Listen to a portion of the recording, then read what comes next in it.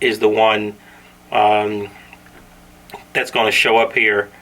And if I want to go and see what my options are with Effect 1, then I hit the library, Effects 1 library, and now I can use my jog wheel and go through all of these effects. And you can see that the ones from Effect 1, you'll notice here they also say TC, and you see it up here too, TC works, so that's for TC. Let's go ahead and we'll take this one called Big Warm, and I will hit the recall button, which is just over 3, and then I'm going to hit the effects button again, and now I'm going to go to Effects 2, which right now says it's a Tascam effect, which is for the retro lead guitar. Let's try this tap delay 3. I'm not even sure what that is here, but it doesn't matter. And again, you can see whose effect it is. So I have a TC electronics effect on Effect 1, and one from Tascam on Effect 2. And we're going to hit the effect screen again. You can see here this particular effect for Effect 2. So this is allowing me to say whether or not it's in stereo or mono. Pretty cool. I can choose how much input is getting, the mix, which is basically your dry wet, and then what the output is. I get to control that here, and if I bring my cursor keys down to each layer here, I can affect more of the parameters with this particular effect, as well as I can with this reverb here, again, in, out, stereo, mono, output, some other neat little things.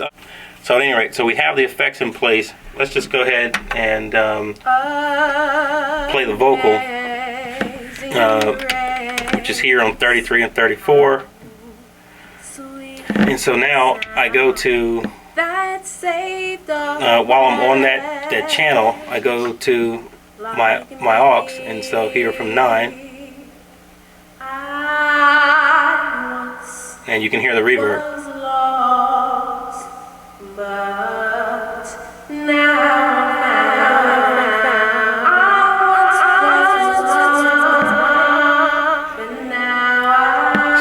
And you see we have our delay as well. So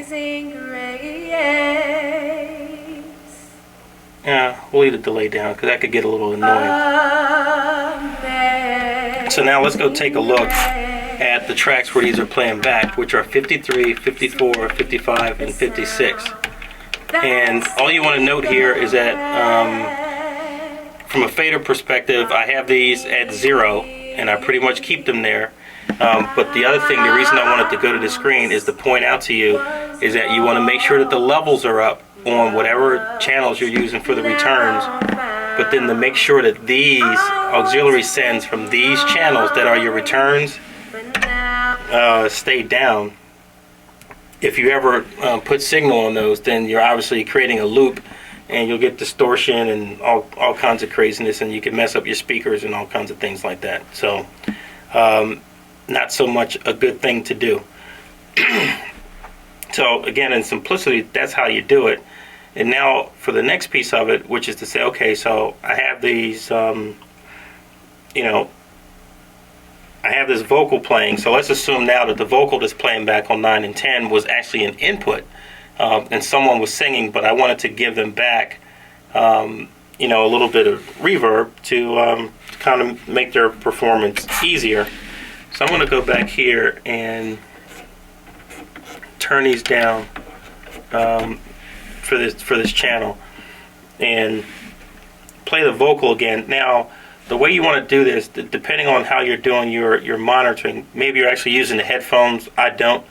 I actually use the outs from the back of the unit, and I use 1 through 4 to send out the mix that people are going to sing to. But you'll notice that on the board, right above your stereo button. So you'll notice your stereo button, but you see aux 1 and 2 is here, 3 and 4, 5 and 6. And so when someone is recording, I actually send them out a mix of the music using these auxiliary sends. And so because now we have that reverb, I now can route that so that it's sending out, you know, a reverb for the person when they're singing, and they're only going to hear it. They're only going to hear that in their ear. It's not going to go. Essentially, it won't be recorded. Okay, so now I'm going to show you really how simple it is to do this. Let's go back to the original track, and again, because I'm using 1 and 2 for my output, so this is where my signal's coming in again on what would be 9 and 10, shows up as 33 and 34. So I need to make sure that there's signal that goes back. So right now there's no signal going there, but this is, when I turn this up, this is what the singer would be hearing in their headphones. But notice there's no effect there. And even though I've turned up 9 and 10, because 9 and 10 is not routed to come back out of these auxiliary ports, but when I go down to 53 and 54 and say, okay, let's it's your amazing grace. And now, because I'm taking the return, my reverb, I'm taking my reverb that's coming back on 53 and 54, and I'm sending it out auxiliary 1 and 2, which is what my singer is hearing. So what are they getting? They're getting back the reverb. But when that reverb plays back in their ear, it does not play back on the recorded track. And so that's how you can use reverb in your tunes as well as when you record. So now, from the standpoint of how do we make this even more effective, let's go back on any one of these tracks and go back to the effect screen, and we can get here this way by hitting the effect library, or I can go to the keypad and do Alt Library, and this button down here allows me to go down to Snapshot.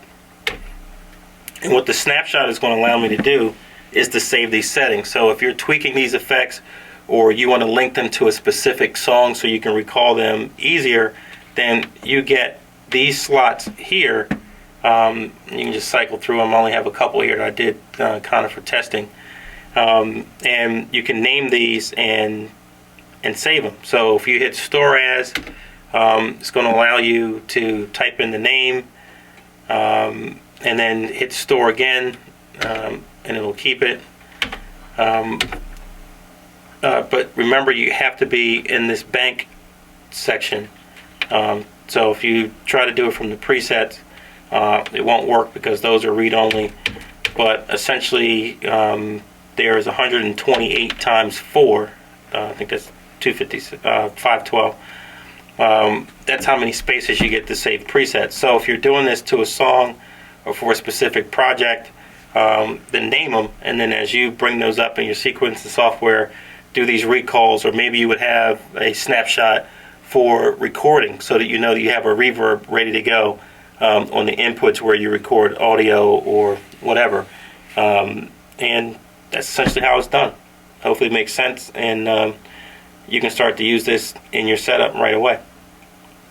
Peace out.